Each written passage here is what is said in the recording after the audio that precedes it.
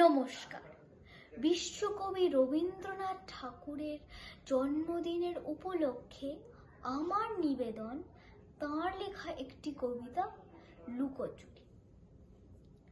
আমি যদি দুষ্টুমি করে চাঁপার গাছে চাঁপা হয়ে ফুটি, ভোরের বেলা মাগো ডালের উপর কচি পাতায় করি লুটোপুটি, তবে তুমি আমার কাছে হারো, তখন কি মা চিনতে আমায় পারো?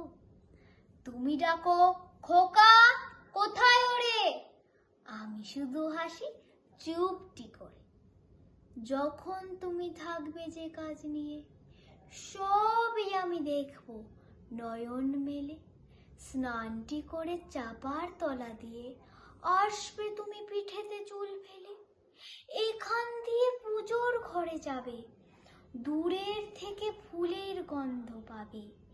তখন তুমি বুঝতে পারবে না সে তোমার খোকার গায়ের গন্ধ আসে। দুপুর বেলা মহাভারত হাতে বসবে তুমি সবার খাওয়া হলে। গাছের ছায়া ঘরের জানালাতে পড়বে এসে তোমার পিঠে কোলে।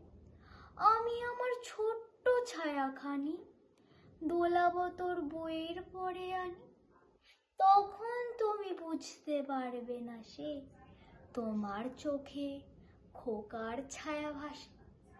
সন্ধে বেলায় প্রদীপ খানি জেলে যখন তুমি যাবে গোয়াল ঘরে, তখন আমি ফুলের খেলা খেলে টুপ করে মা পড়বো ভুঁয়ে ঝরে।